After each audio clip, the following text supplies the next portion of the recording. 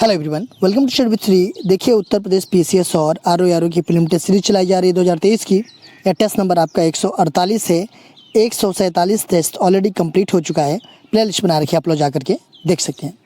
देखिए, अगर आप किसी भी स्टेट पीसीएस की प्रिपरेशन कर रहे हैं, जैसे कि BPSC, MPPSC, Jharkhand PCS, Chhattisgarh PCS, Uttarakhand PCS, Himachal Pradesh PCS या फिर आरएस, तो आप मेरे टेस्ट सीरीज को देखिए, आपको काफ़ी फ़ायदा मिलेगा।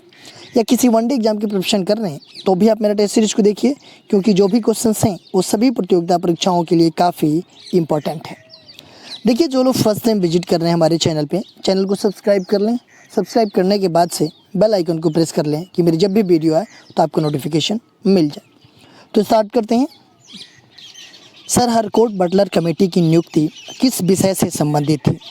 रियासतों के एकीकरण हेतु उपायों की खोज करने के लिए, अनुसूचित जातियों तथा अनुसूचित जनजातियों हेतु अनुपातिक प्रतिनिधित्व सुनिश्चित करने के लिए, अल्पसंख्यकों को सुरक्षा हेतु उचित प्रावधान के सुझाव के लिए, या फिर ब्रिटिश साम्राज्य और भारतीय रियासतों के मध्य संबंधों की जांच हुई।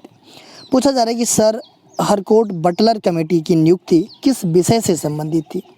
तो देखिए, बटलर कमेटी, इसका गठन जो है कि 16 सितंबर 1927 को ब्रिटिश साम्राज्य और भारतीय रियासतों के मध्य संबंधों की जांच करने के लिए किया गया था। देखिए, इसमें टोटल 3 सदस्य थे, ठीक है। इसमें एक अध्यक्ष थे हरकोट बटलर और 2 जो है कि अन्य सदस्य थे।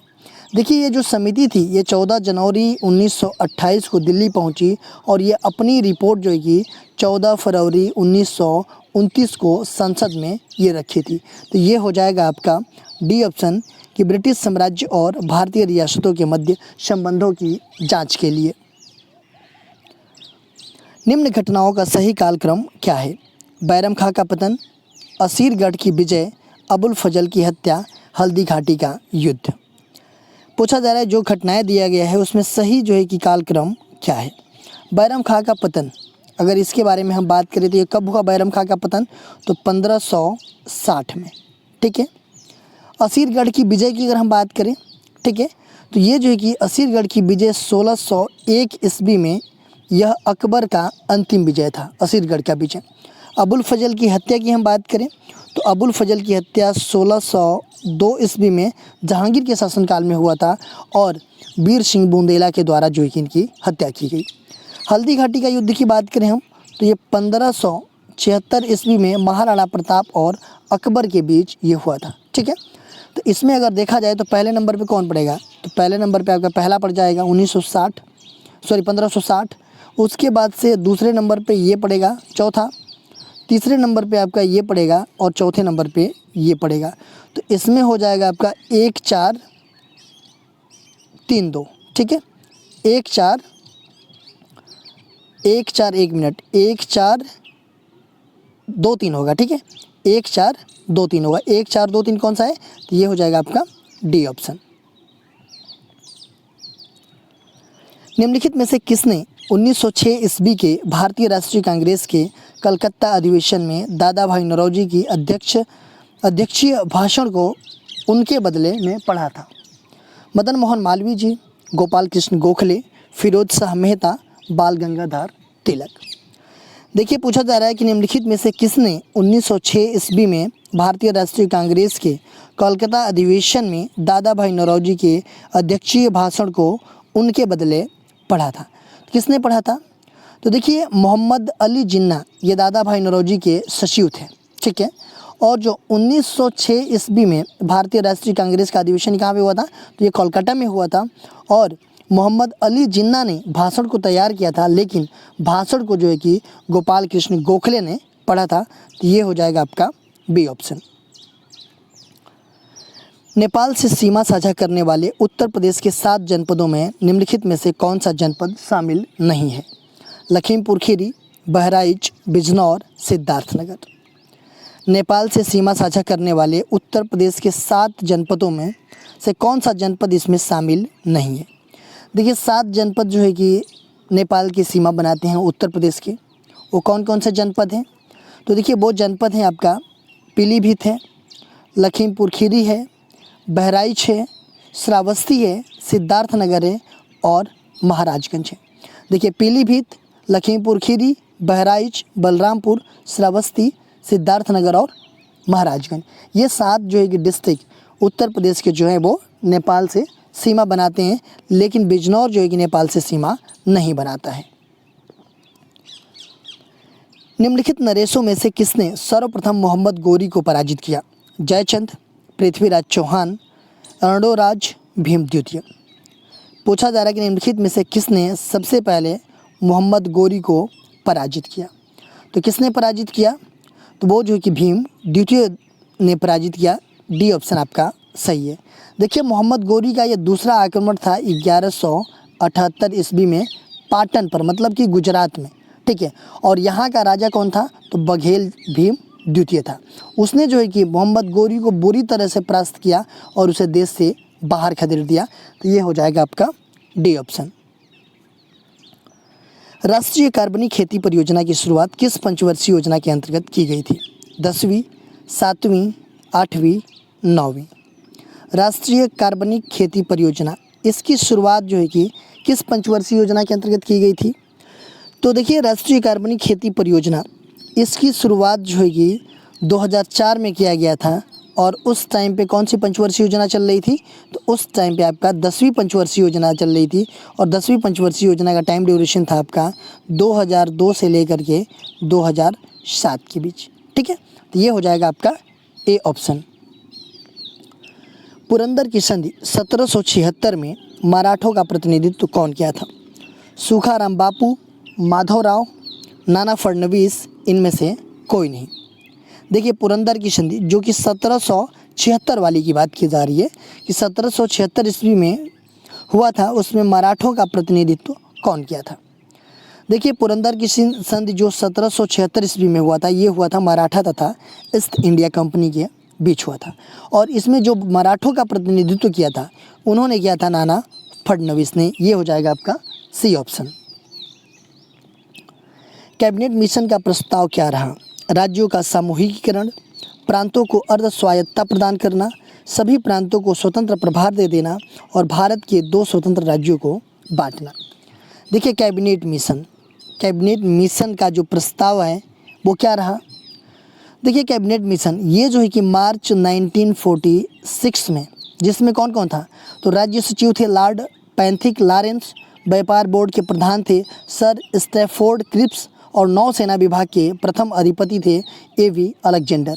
ये जो है कि भारत आए और इन्होंने जो पाकिस्तान की मांग थी उसको क्या कर दिया? अस्वीकार कर दिया। और जो है कि ये एक केंद्रीय सरकार का इन्होंने सुझाव दिया। तो इसमें हो जाएगा आपका एक ही, मतलब राज्यों के सामूहिकरण के लिए। सूची फर्स्ट को सूची सेकंड से सम्मिलित कीजिए तथा सूचियों के नीचे दिए गए कोड का उपयोग करके सही उत्तर का चयन कीजिए। सूची फर्स्ट में कुछ अनुच्छेद का नाम दिया गया है और सूची सेकंड में वो प्रावधान दिया गया है कि इस अनुच्छेद में क्या प्रावधान है।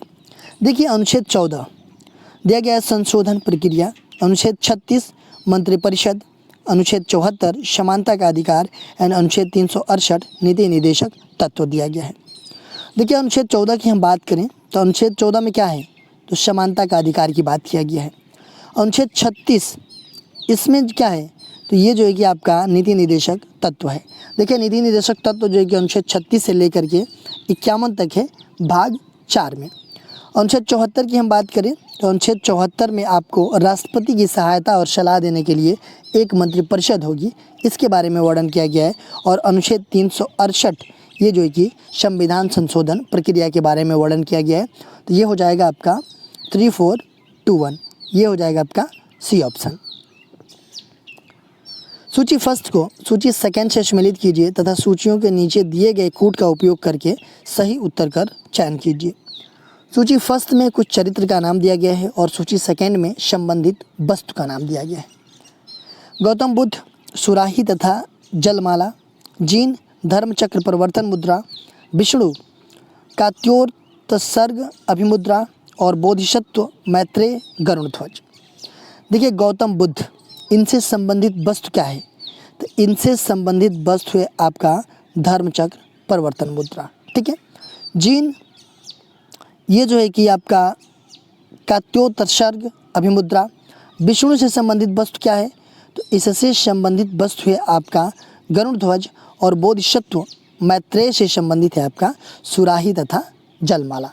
तो इसमें हो जाएगा आपका ये सी ऑप्शन 2341। 2341 कौन सा है? C option. श्वेत क्रांति किससे संबंधित है?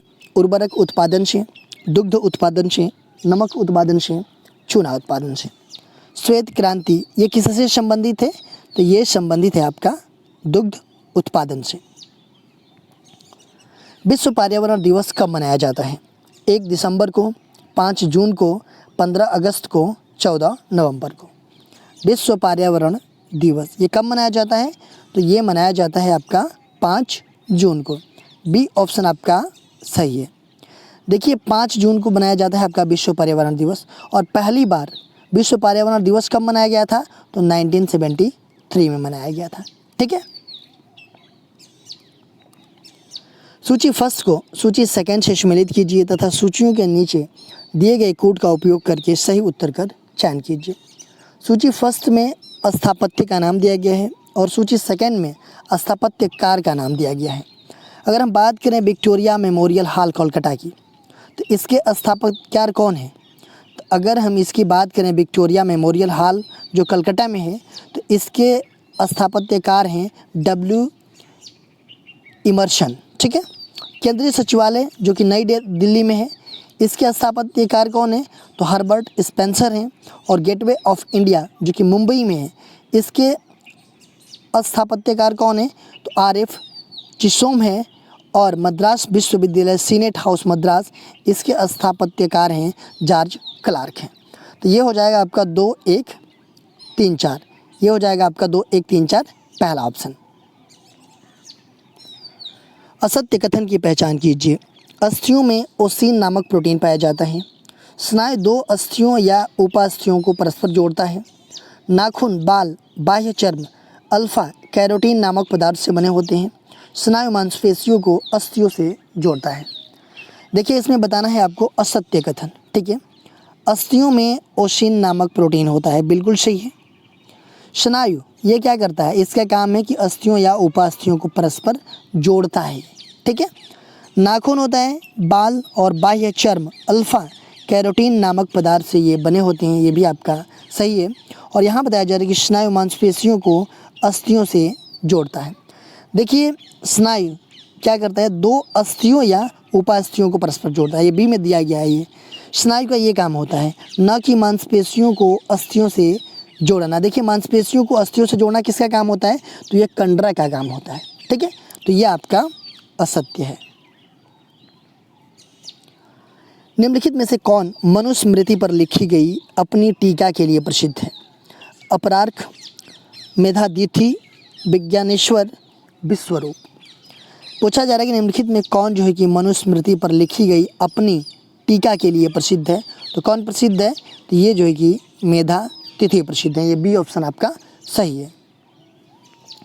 देखिए क्वेश्चन पूछा गया था आप लोगों से पिछले वीडियो में कि मुगल काल के सराय भवनों का उपयोग होता था अमीर वर्ग के निवास के लिए, बारूद संग्रह करने के लिए, यात्रियों को ठहरने का स्थान प्रदान करने के लिए और राजसी यात्रा का साजो सामान रखने के लिए।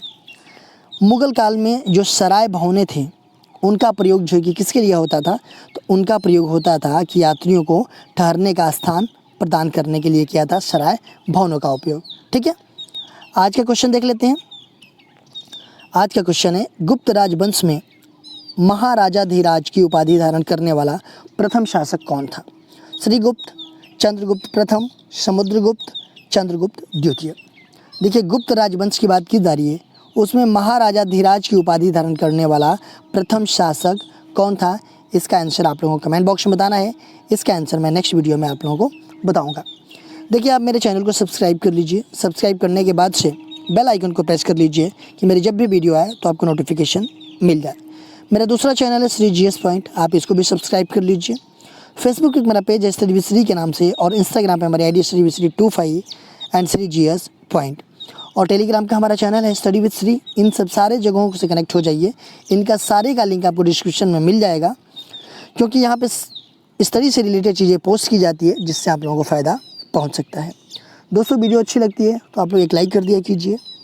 एक अच्छा सा कमेंट्स कर दिया कीजिए, अपने दोस्तों में शेयर जरूर किया कीजिए। अगर वीडियो अच्छी नहीं लगती है तो आप लोग डिसलाइक कर दिया कीजिए और कमेंट बॉक्स में मुझे बताइए डिसलाइक क्यों किया। वीडियो देखने के लिए धन्यवाद।